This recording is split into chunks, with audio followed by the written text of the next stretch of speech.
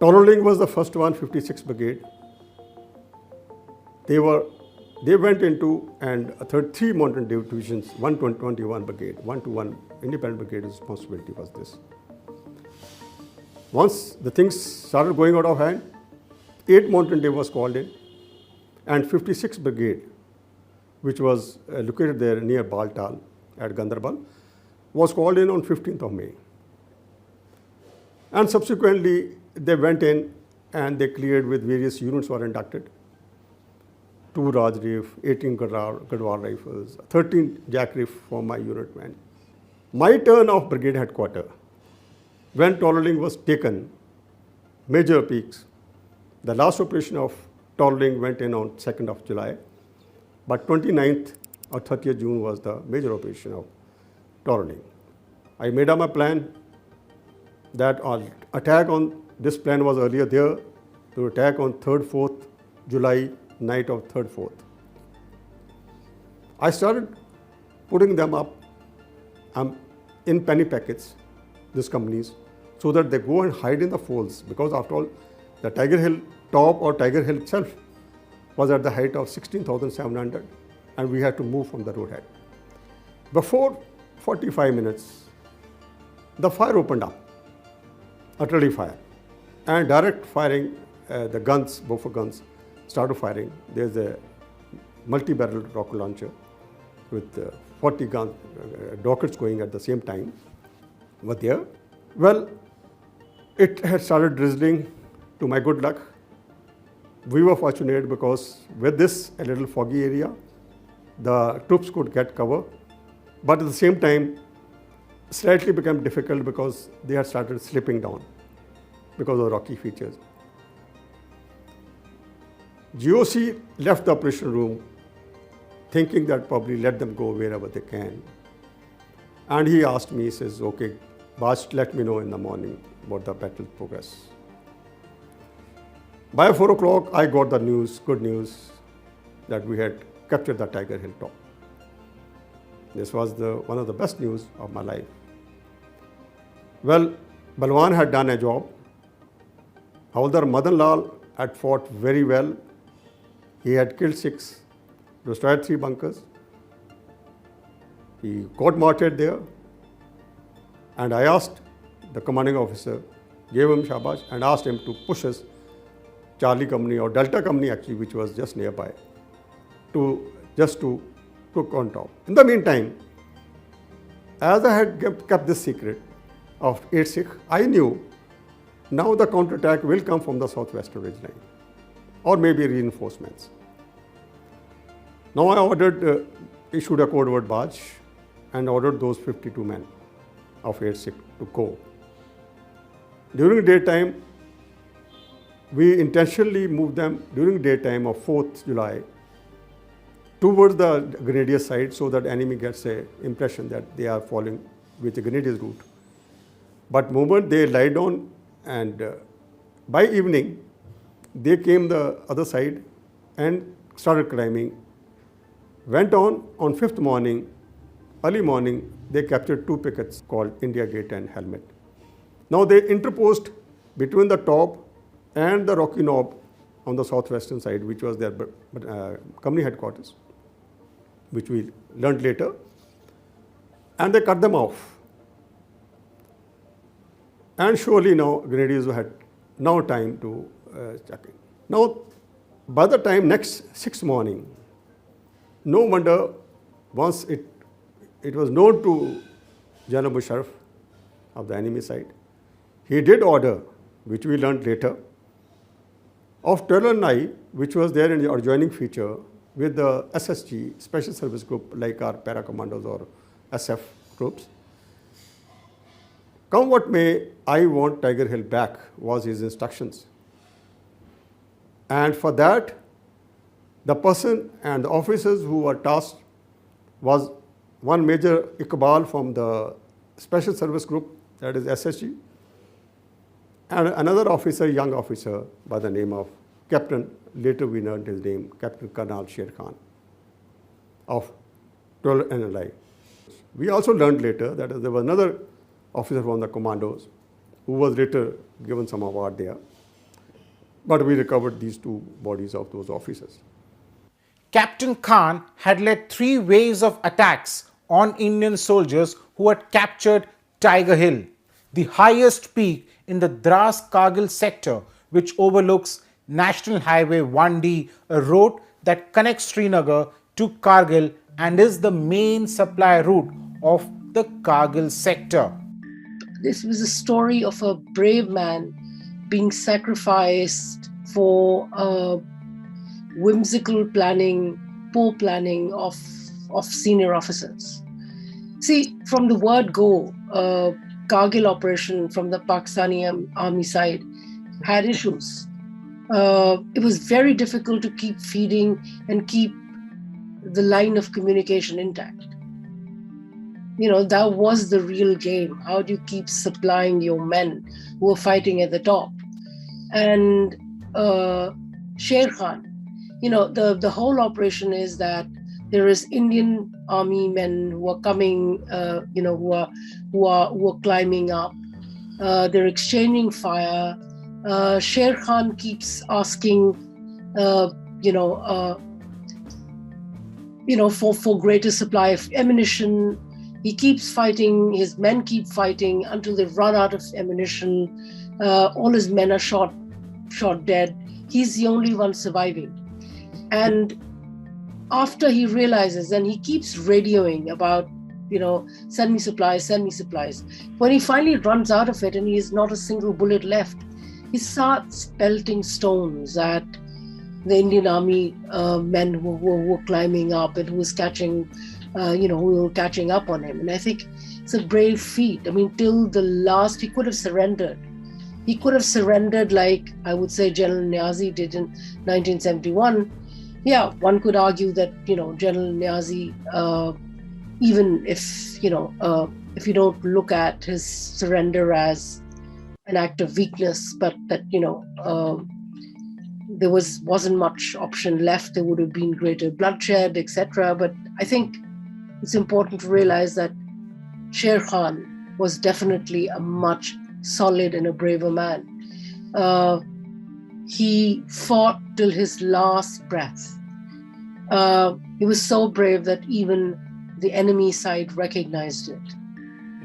Captain Sher Khan and his men had managed to kill 3 of the 4 JCOs, that is junior commissioned officers of the 18 grenadiers who had captured the Tiger Hill.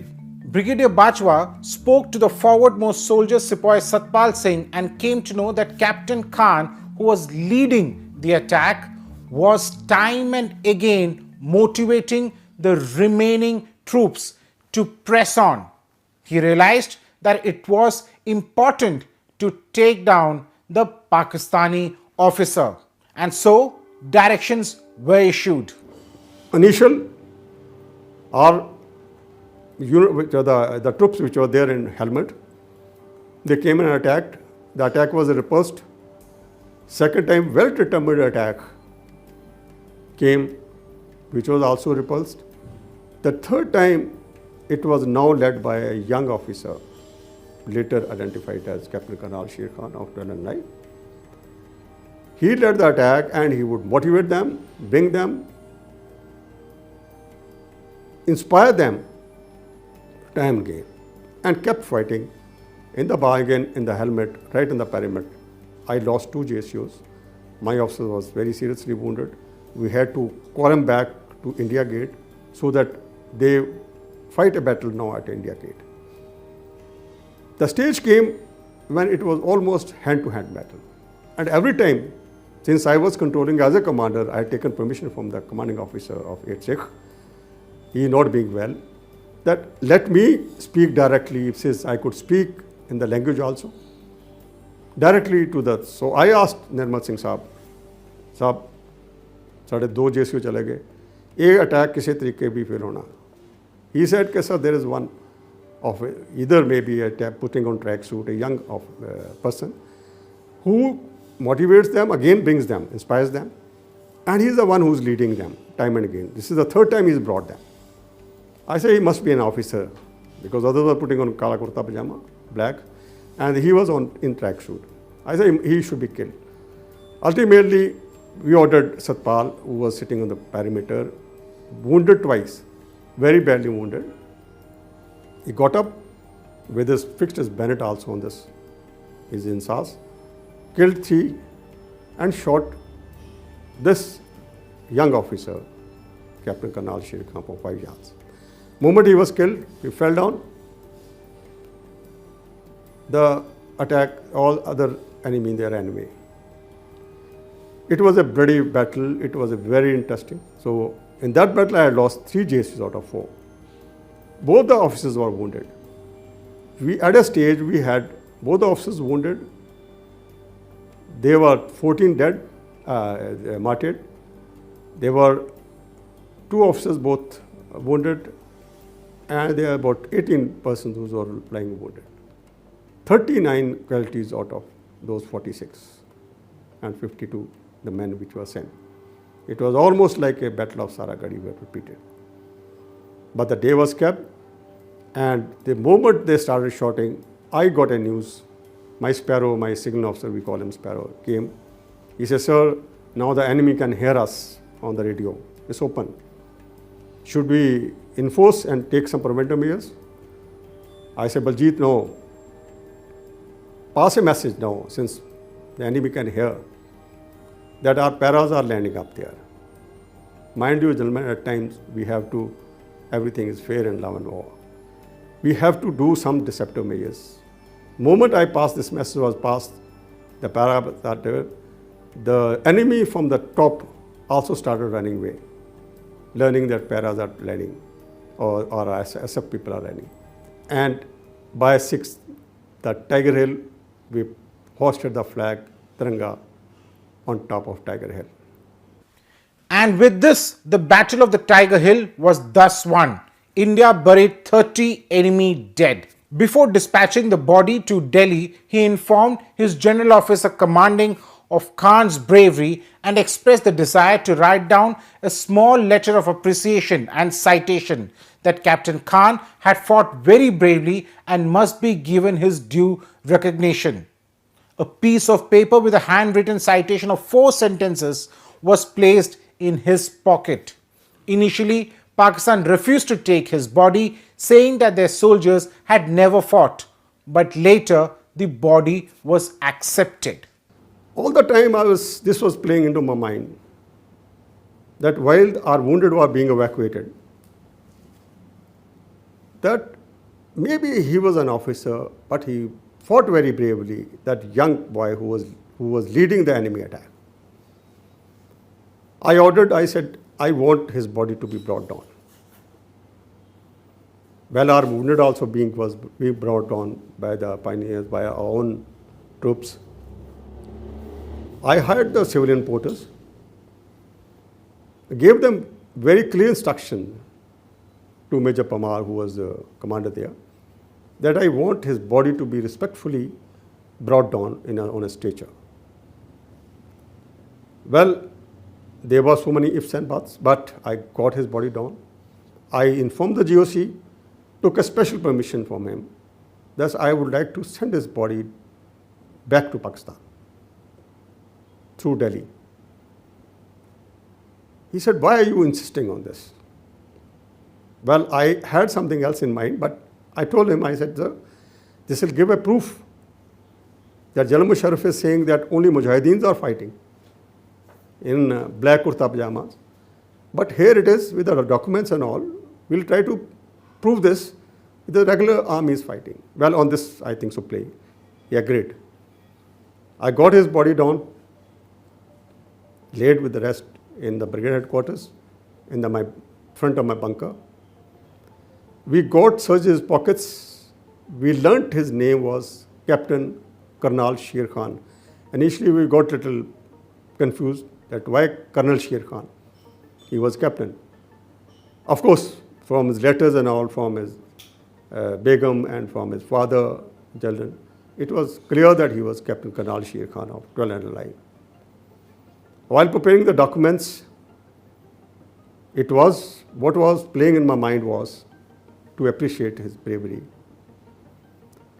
I took out a piece of paper and a pen and wrote 4 lines only.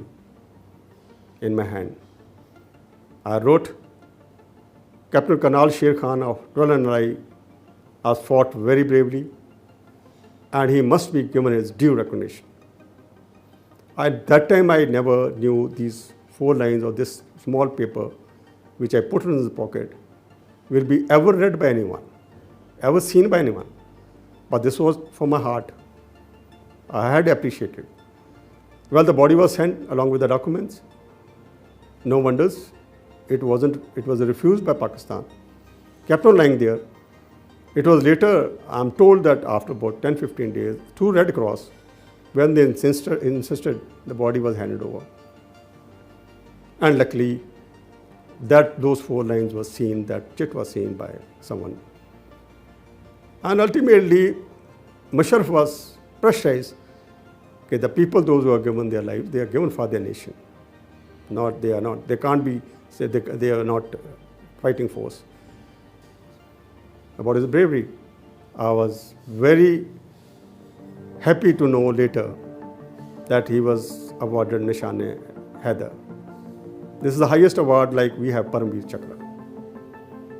Just imagine, in the one battle, this happened for the first time in the history of warfare, that one commander writes citation for 2 for his own soldier.